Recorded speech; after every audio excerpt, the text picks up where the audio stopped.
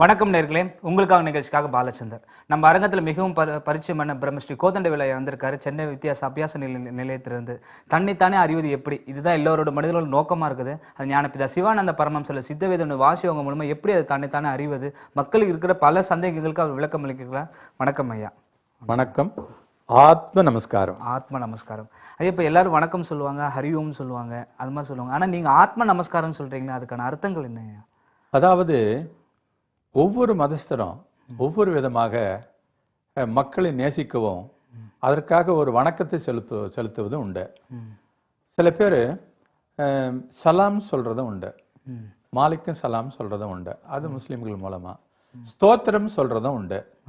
இல்ல நம்ம வந்து நமஸ்காரம்னு சொல்லி உலகத்தை சொல்றோம். ஆனா ஞானபிதா மட்டும் என்ன பண்ணிருக்கிறாரு, ஆத்ம நமஸ்காரம் அப்படின்ற ஒரு வார்த்தையை நமக்கெல்லாம் கொடுத்துருக்கிறார். அது நமக்கு மட்டுமல்ல, எல்லா ஜீவன்களுக்கும் பொதுவாக இருக்கக்கூடிய ஒரு நமஸ்காரம்.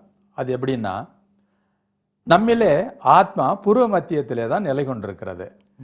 அதாவது நம்மை வாழ வைப்பதற்காக 3 இடகளை, பிங்களை, சுஷும்னா என்ற நாடிகள் தான் இருக்கிறது. சுஷும்னா என்ற நாடியின் வழியாகத்தான் ஊர்த்துவகதியாக வந்த அந்த சுக்கிலும் நம்மை உருவாக்கியது. அந்த நாடி இடகளை, பிங்களை, சுஷும்னா, இந்த 3 நாடிகளையும் தொட்டு நாம் நமஸ்கரிக்கும் போது நம்மிலே இருக்கக்கூடிய இந்த ஆத்மா எல்லா ஜீவன்களுக்கும் இருக்கிறது. அதனால் நாம் என்ன செய்கிறோம், ஆத்ம நமஸ்காரம் என்று சொல்லுகிறோம். அந்த ஆத்ம நமஸ்காரத்திலே ஒரு புதிய ஒரு விஷயம் இருக்கிறது. நம்முடைய கதியை மேலே ஏற்றி நிறுத்தி இறக்கும் போது அந்த கதி எல்லா ஜீவன்களுக்கும் பொது. கதி என்றால் மூச்சு என்று ஏற்கனவே சொல்லியிருக்கிறேன். அதே போல இந்த மூச்சானது நம்மிலே மேலும் கீழும் உலவும் போது அது எல்லா ஜீவன்களுக்கும் உலவுவதனாலே நம் ஆத்ம நமஸ்காரம் என்று சொல்லுகிறோம். ஐயா, நான் என்ன நினச்சேன்னா, ஆத்ம நமஸ்காரம் வணக்கம் சொல்கிற மாதிரி இருக்கும்னு நினச்சேன். ஆனால் அதுக்கு பின்னாடி இவ்வளோ பெரிய மகத்துவத்தை ஞானபிதா உருவாக்கியிருக்காருன்றது கேட்கும்போது சந்தோஷமாக இருக்கு ஐயா. அதெல்லாம் பார்த்தீங்கன்னா, இப்போ நிறைய இடத்துல பார்த்தீங்கன்னா தியானம்னு ஒன்று இருக்குது. எல்லாரும் மன அமைதிக்காக போன்ற தியானம் தான் அதிகமாக பண்ணிட்டு இருக்காங்க. ஆனால் தியானம் பண்ணால் மனசு சரியாக இருப்பா, தியானம் பண்ணால் அமைதியாக இருப்பான்றாங்க. ஆனால் ஞானபிதா சிவானந்த பரமஹம்சர் அவர் அருளிய அந்த தியானம்னா என்ன, அது எப்படி மக்களுக்கு நீங்கள் கொண்டு வந்து போயிட்டு இருக்கீங்க? அதாவது பொதுவாக தியானம் என்று சொல்லுவது பார்ப்பவன், பார்க்கப்படுகிற பொருள், இதனுடைய தன்மை, இந்த 3ம் ஒன்றாக இணைகிற போது அது இல்லாமலாக வேண்டும். பார்ப்பவனும் இல்லாமலாக வேண்டும், பார்க்கப்படும் பொருள் இல்லாமலாக வேண்டும். அது எந்த கருத்தினாலே பார்க்கிறோமோ அதுவும் இல்லாமல் ஆகிற போது மட்டுமே அது தியானம். இப்போது நாம் செய்வதெல்லாம் தியானம் அல்ல, அது ஏகாக்கிரகம். இயம நியம ஆசன பிராணாயாம பிரத்யாகார தாரணை தியான சமாதி. தாரணை என்பதுதான் அது கான்சென்ட்ரேஷன், அதாவது மனதை ஒருமுகப்படுத்துவது என்று பெயர். அந்த ஒருமுகப்படுத்துவதைத்தான் இப்போது தியானம் என்று எல்லோரும் செய்து கொண்டிருக்கிறோம். உருவ தியானம், இது மாதிரி அருவ தியானம், பலவித தியானங்கள் இருக்கிறது. ஆனால் ஞானபிதா மட்டும் நமக்கு சொல்லப்பட்டது, நம்மிலே பூர்வ மத்தியத்தில் இருக்கக்கூடிய அந்த ஈஸ்வரனை உள்முகமாக, அது நசித்து புலன்கள் வழியாக போவதை நிறுத்தி உள்முகமாகவே அதை செலுத்தி ஏக கதியாக மாற்றி செய்வதே அதுதான் உண்மையான தியானம். அதற்கு பிராணாயாமம் என்றும் சொல்லலாம், தியானம் என்றும் சொல்லலாம். அதற்கு பெயர் வாசிக்கலை என்றும் சொல்லலாம், மூச்சுக்கலை என்று சொல்லலாம். இப்படி இது ஜபம் என்றும் சொல்லலாம். அதாவது ஜபம் என்று சொல்லுவது அது வாயில் சொல்லாதது, வாயில் சொல்வது ஜபம், வாயில் சொல்லாதது அஜபம். என்று சேருகிற போது அது வாயில் சொல்லாதது. அப்ப எங்க சொல்றோம், அது உள்முகமான நடக்கிற மூச்சைத்தான் ஞானபிதா அவர்கள் இப்படி ஒரு வார்த்தையை போட்டு நமக்கு அதை சொல்லி இருப்பார்கள்.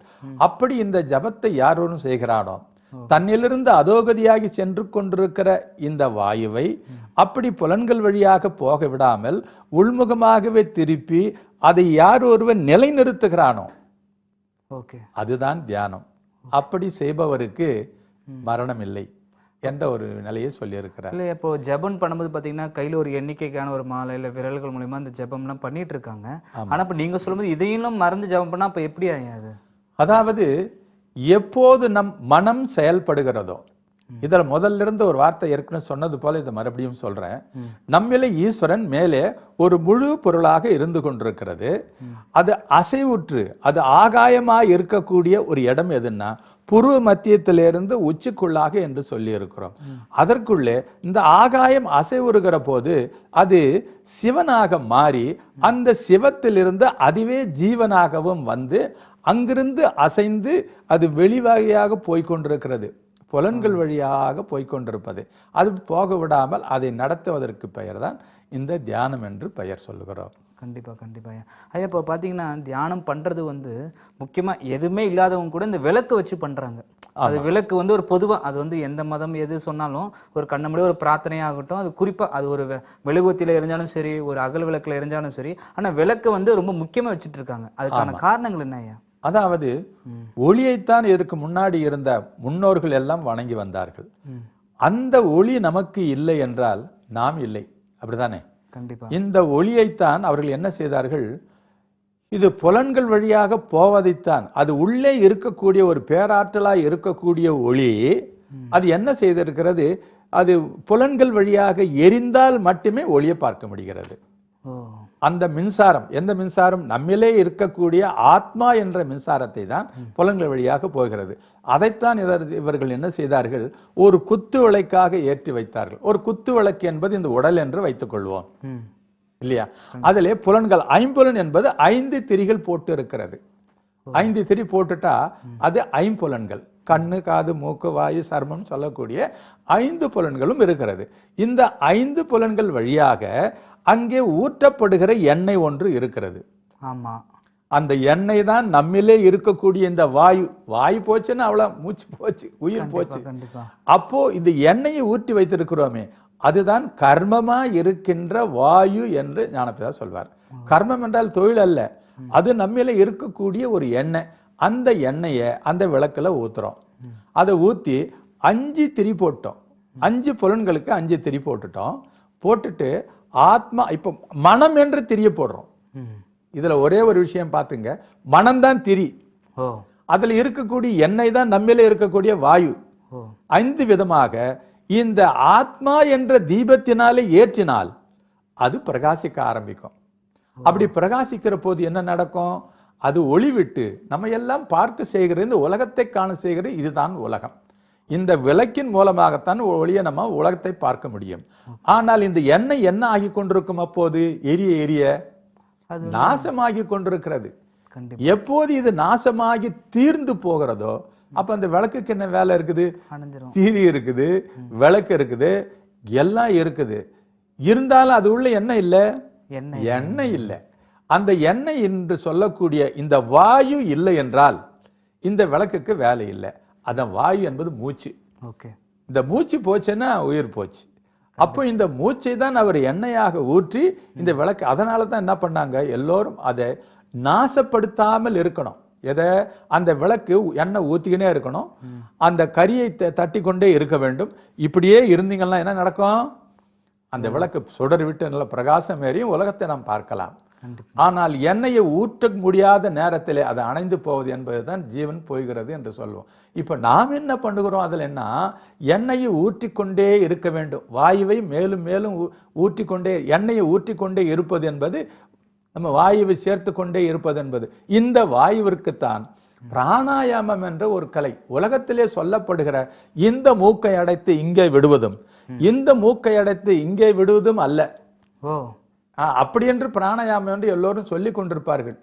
அதற்கு சாமி என்ன சொல்றாரு, ஏற்கனவே உலகத்து நிறைய நெல் இருக்குது, இங்க ஒரு மூட்டை நிறைய நெல் வச்சிருக்கிறோம், இப்போ இது இன்னும் கொஞ்சம் சேர்க்கணும்னு நினைச்சு வெளியே இருக்கிற நெல்லையை தூக்கி உள்ள போட்டு அந்த பையில அழுத்தினா என்ன ஆகும், பையை கிழிஞ்சு போவோம்.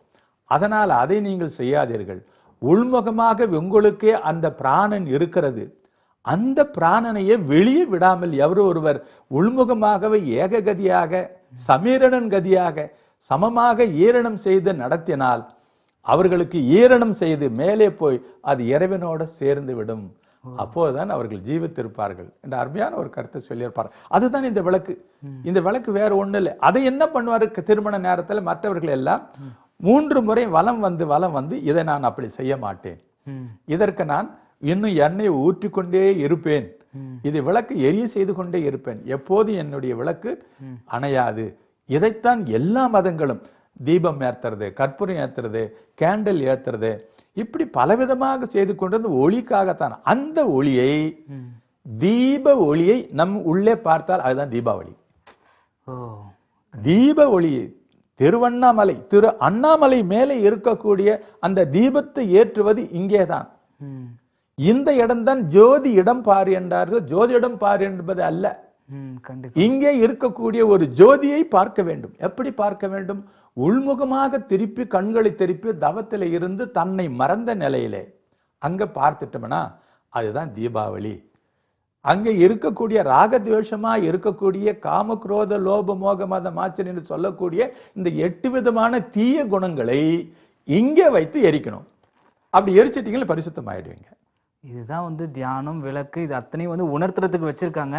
ஆனா நம்ம சடங்குன்ற பேர்ல வேற எதையோ பண்ணிட்டு இருந்திருக்கோம், பண்றோம். ஆனா அதை விளக்கி சொல்ல ஆள் இல்லை. சாமி ஏற்கனவே நான் சொன்ன மாதிரி இந்த இதிகாசங்களும் ராமாயணங்களும் மற்ற இந்த வேதங்களும் பொய் இல்லை.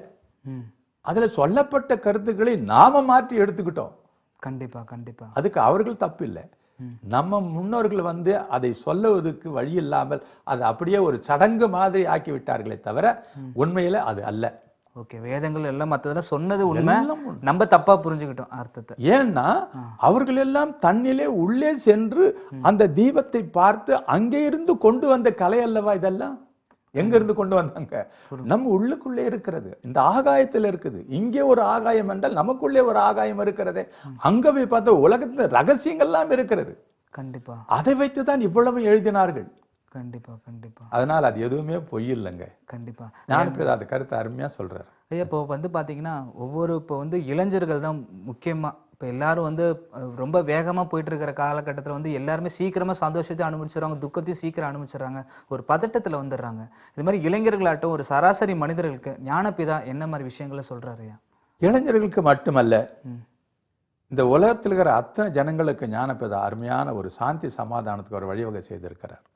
வேற ஒன்றும் இல்லைங்க. இளைஞர்களுக்கு சொல்ல போவது என்னன்னா, இன்றைக்கு இளைஞர்கள் அந்த வளர்ச்சியின் முதிர்ச்சியால தனக்கு ஏற்படுகிற இந்த காம உணர்ச்சியினால துர்ப்பழக்கங்களாக அது நடத்தி கொண்டு தன்னுடைய சுக்கிலத்தை விரயம் செய்து கொண்டிருக்கிறார்கள்.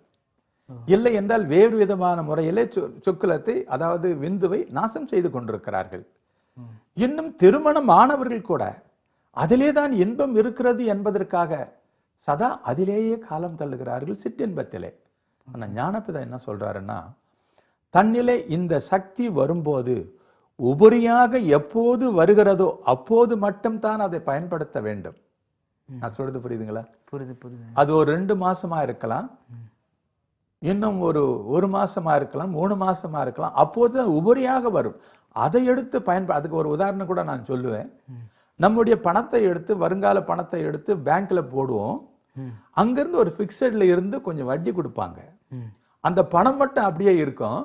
இந்த வட்டி எடுத்து நம்ம செலவு பண்ணிக்கலாம். கண்டிப்பா இல்லைங்களா? கண்டிப்பா. அது மாதிரி செலவு பண்ணும்போது பிக்சட்ல போட்ட பணம் ஒன்றும் ஆகாது இல்லையா? அது மாதிரி தன்னிலை இருக்கக்கூடிய இந்த சக்தி, அதனால தான் பருவம் வரும்போது, பூ பெய்திய பிறகு பருவம் வரும்போது இதிலே வரக்கூடிய அந்த சுக்கிலத்தை நம்ம பயன்படுத்தினால் தப்பில்லை.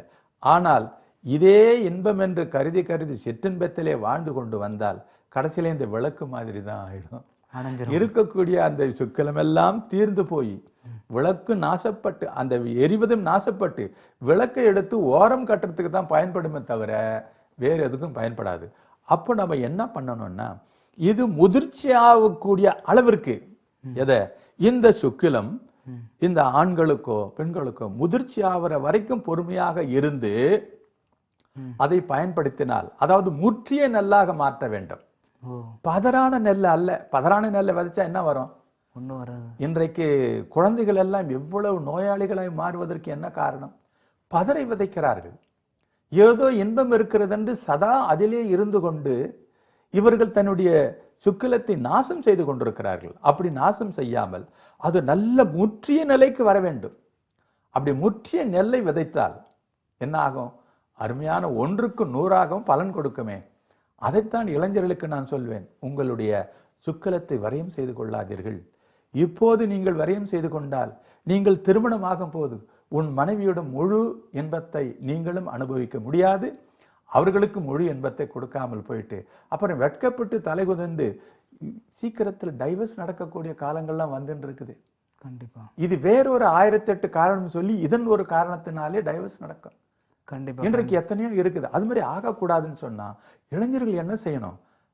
தன் வலுவான அந்த உடம்பை ஒழுக்கத்தோட, கெட்ட பழக்கங்கள் இருக்கக்கூடாது. சின்ன போதில் இருந்து உன்னுடைய பழக்க வழக்கங்கள் எல்லாம் சாமியானவன் சொன்னாரு, குடிப்பழக்கம் கூடாது, லாகிரி வஸ்துக்கள் எதுவும் நீ தொடக்கூடாது, மற்ற மாமிசங்கள் எல்லாம் கூட அதுல வரக்கூடிய அத்தனை கேடுகளை எல்லாம் இந்த உடல் தாங்கும்.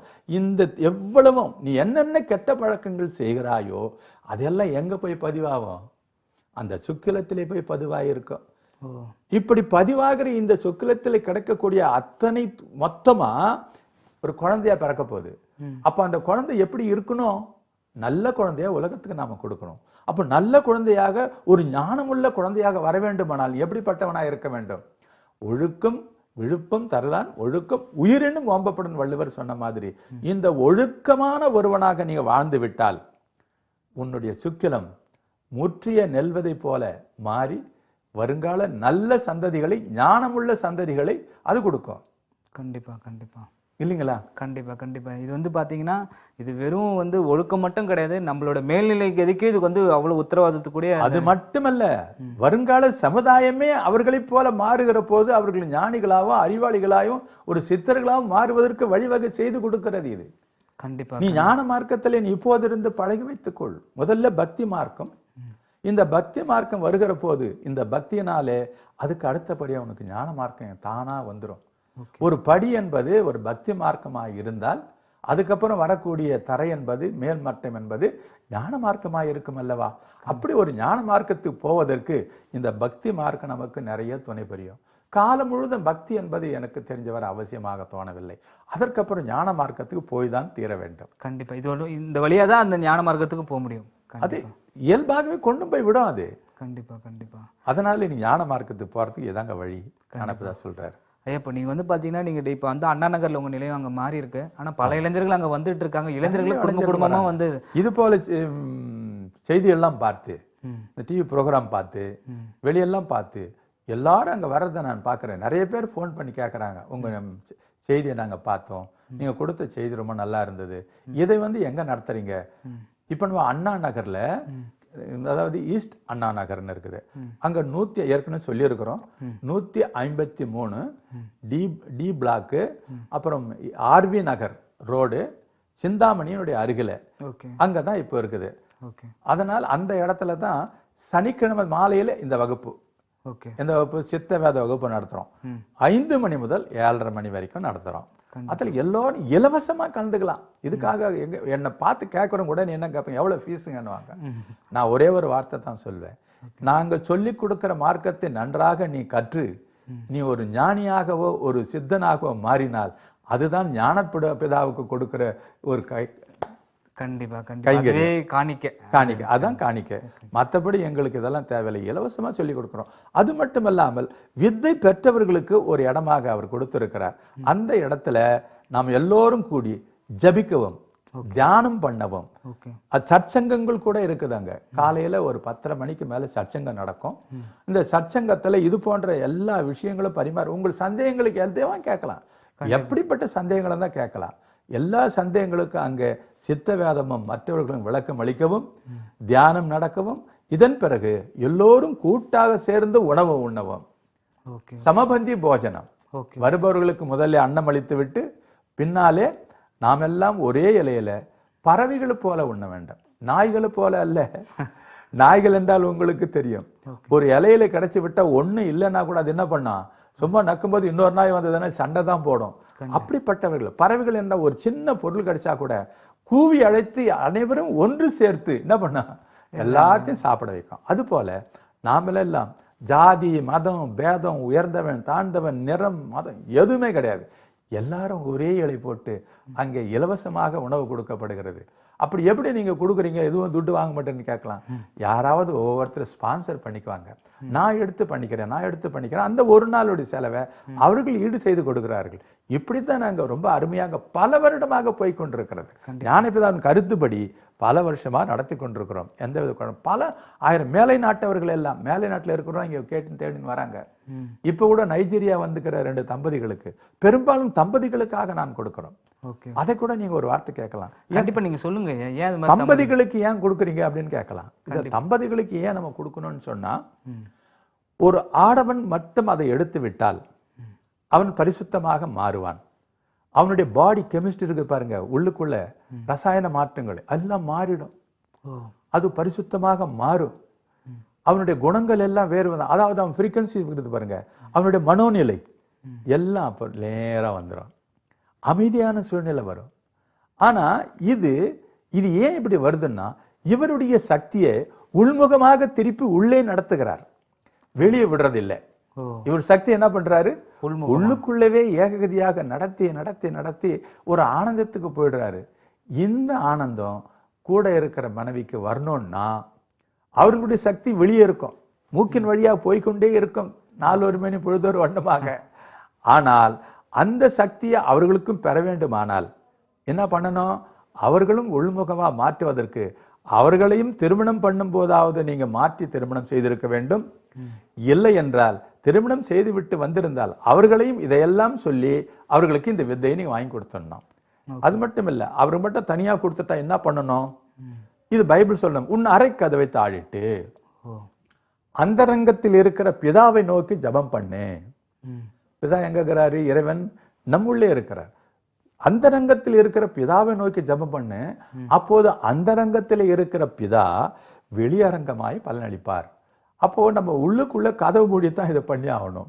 அப்ப அந்த அம்மா நினைப்பாங்க, என்னன்னு தெரியல, என் கணவரை யாரோ மாத்தி விட்டுட்டு இருக்கிறாங்க, அப்பப்போ கதவை மூடிக்கிறாரு, வருங்காலத்துல எங்களெல்லாம் விட்டுட்டு போயிடுவாரோ அப்படின்ற ஒரு சந்தேகமும் பயமும் எங்கள் மேல கோபமும் இல்லாமல் இருக்கணும்னா 2 பேருமே வித்தை வாங்கிட்டா எப்படி இருக்கும், அவர்களுக்கும் அந்த மகிழ்ச்சி. 2 பேரும் ஒரே மகிழ்ச்சியில ஒரே தட்டில் 2 பேரும் சாப்பிடக்கூடிய ஒரு ஆனந்தமான மகிழ்ச்சியான ஒரு வாழ்க்கை ஞானபிதா அவர்கள் கொடுத்திருக்கிறார்கள். கண்டிப்பா கண்டிப்பா. இது பார்த்தீங்கன்னா எவ்வளோ ஊக்கமாக இருக்குன்றது ஒரு பெரிய விஷயம். ஒரு குடும்பமே இதுக்காக மாறும்போது அது பெரிய விஷயம் தான் ஐயா. அதே இப்போ நீங்கள் குறிப்பாக இந்த மதம் அப்படின்னு சொல்லிட்டு வந்தீங்க. இப்போ ஐயா ஈஸ்வர மதம்னு சொல்லியிருக்காங்க.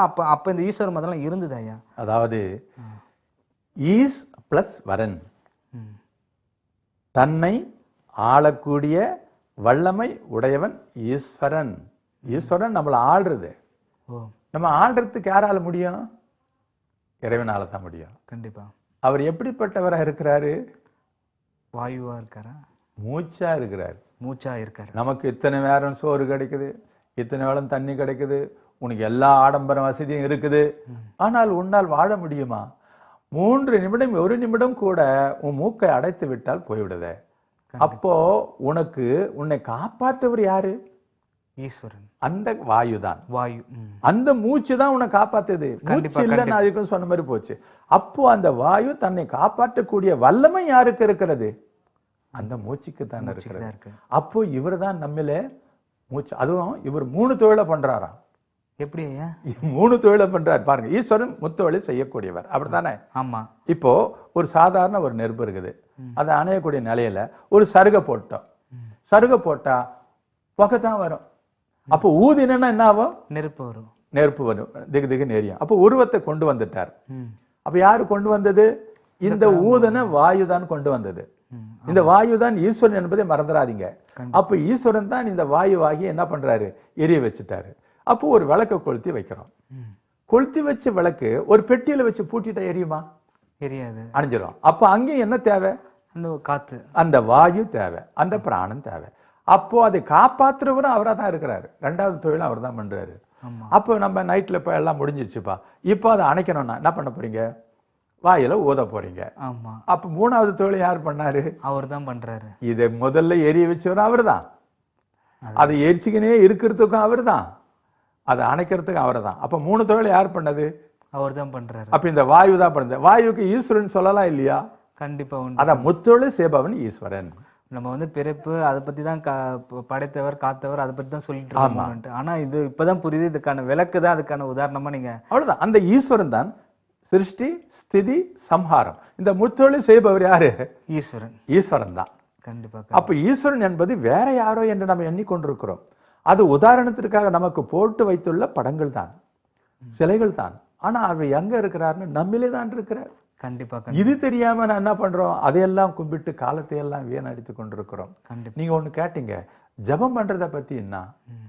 இப்ப ஜபம் பண்ணுவது கூட நம் மனம் வேலை செய்தால்தான் ஜபம் பண்ண முடியும், அப்படித்தானே? ஆமா. இப்ப மனம் என்பது வருவதற்கே உன்னுடைய சக்தி வெளியே வரணும்.